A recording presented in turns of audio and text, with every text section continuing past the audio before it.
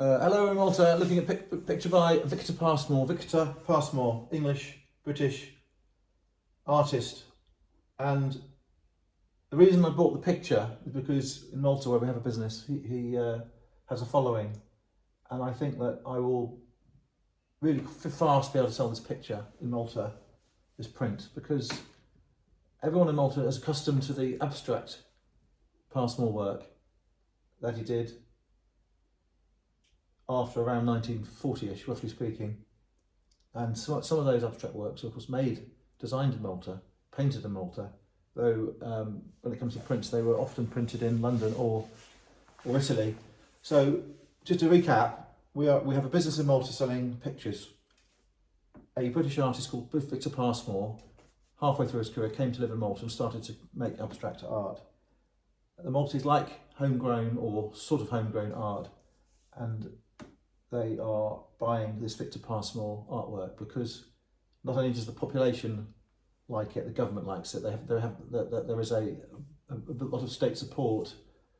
There is a lot of the government institutions own PASMORE. A lot of the corporate institutions own PASMORE work. There is a foundation which is dedicated to PASMORE.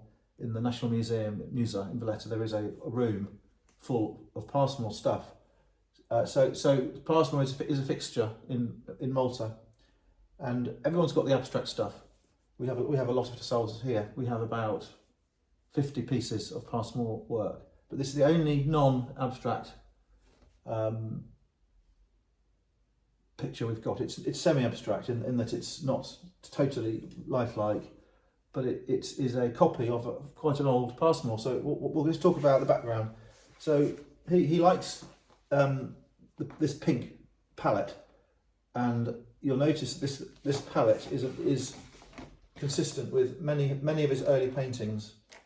You can tell he's been using the same box of paints in crude terms, and it's a nice thing to see. You know, you can pick up these tones in other pictures. So we know it's a PASMORE anyway because it says it's a PASMORE, but you can demonstrate it as a PASMORE picture, and you can see he likes those colours, which perhaps are more fashionable then than now. And he did like roses. So in this book here, Penguin book, he painted a pink rose in 1940, and he's starting to play with the shape. That one there doesn't say when it was painted. I suggest this was painted at the same time, maybe a bit later, but I suggest it was painted at the same time. In his catalogue raisonné, which is a fantastic resource for anyone who wants to, will say buy PASMORE, but I will say also invest in PASMORE, because the book, the catalogue raisonné, is voluminous and full to the brim with beautiful pictures and designs. But at the beginning, of course, it goes back to his early designs, and amongst the early designs and drawings and pictures, you've got these roses again, and it's right at the beginning. In the first dozen pages, you've got two flowers. You've got a lily painted in 1941, and you've got a red tablecloth painted in 1936 with a flower. It's not a rose, but it's a flower. So he was starting to dismantle a rose. He was starting to dismantle a flower head, and he was starting to paint it in a different way. You could say it's carelessly painted, you could say it's simplified, childlike, you could, if you wanted to, but he's a professional artist.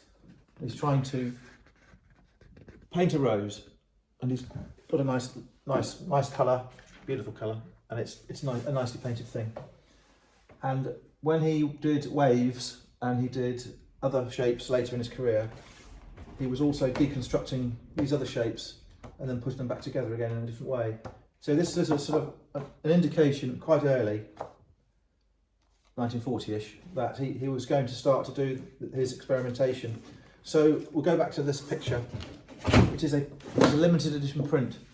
It is numbered in pencil 139 of 875. That's quite a big run of prints.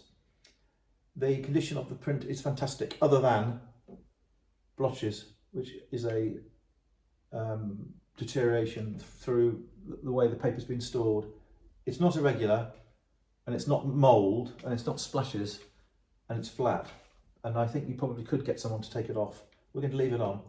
It's not on the actual plate. The plate being the printed coloured section. It's on the margin, which is all one piece of paper. And sometimes if prints are too perfect, then they don't look like they're real. So I'm quite happy, sort of quite happy to leave them on. The back of the print is plain as far as I can recall. Yeah, so we have a completely plain back of the piece of paper. This is not one of the prints like a screen print where it's been impressed with a traditional device with rollers and presses and wheels, because this is all flat. There's no place where the ink has been pushed in. This is just ordinary printing, like a magazine. So it's a limited edition, but it's an ordinary sort of picture. Nowadays they would call it a giclée print, inkjet print, but this was of course made before giclées came around. So it's some sort of lithograph. I'm not sure the exact type of printing, so I'll read it here. Published by the Adam Cavendish Collection Limited. Copyright in all countries including the USA. Printed by the Cavendish Press Limited, Leicester, England, 1978. So we have a picture from around 1940, an oil on canvas, and it's been printed in 1978. And sometimes PASMORE doesn't sign his paintings, in fact quite often. And if you look at a lot of the prints where you have the VP on the right hand side in reverse, it often means he only signed the etching plate the right way around. So when it's printed, it comes back into reverse. So it means he wasn't signing the original artwork from which the image was taken. It was signed on the etching plate. Sometimes you'll see a VP backwards here. Sometimes you'll see a VP the right way around underneath it in pencil, hand signed, hand initial. So do not be surprised that is not signed in the plate, because it probably wasn't signed on the actual painting. And I'd say that's quite frequent. Title is Pink Rose, and it says Victor PASMORE.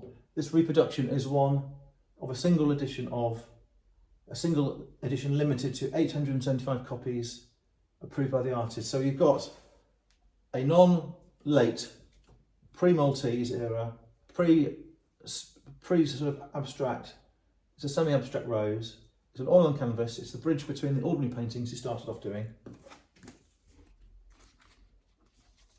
Ordinary French, I would say they're French if I had to guess. If I was just looking at them, I'd say they're French. They're not his, but French style. He to start off painting ordinary things. Looks continental to me. Very continental. And then of course he then took the leap of faith and started to do all the abstract things which we all know about, this sort of stuff, which I like as well. We have a lot of it for sale. As I say, this is where he ended up doing all this stuff. Some of these pictures are really big pictures in the flesh, huge pictures. At his home in Guja in Malta, some of the pictures go up the garden wall, go along the bottom of the swimming pool. He's done pictures 30-40 foot high, up the wall, along the ceiling. He's done masonry, stonework, all sorts of stuff. So it's great stuff. So we're going to have it framed on in 2 days' time. We have it framed in Malta. We will look at the mounts they've got. I will use a pink if it goes. I have a pink, I've used a pink before, and we'll put the mount behind the paper because it's academically interesting to see the whole print. A lot of people would use a mount to cover it like that, sort of like that, but I think it's best to have the whole thing shown. I might have it floating so it's forwards, and then we'll put a frame on it. So it's for someone who wants to buy PASMORE stuff. You will not find many of the, other than the originals, which are obviously hugely expensive, you really won't find many at all of these old prints of the old pictures. In fact, I haven't seen them for sale for 5 years. You'll see them in books, you'll see them in catalogues, and you'll see them in the media. but you won't be able to buy one, and unless you buy an original. So I think it's a really good print, and because it's not the sort of screen print type with this impression mark around the edge, because it's an ordinary print, it's very good value. And though a lot of collectors will say, oh, it's only an ordinary print, the time will come when it won't make any difference. The collector will want this print more than all these, because there's so many of these and there's not many of those. Okay, thank you.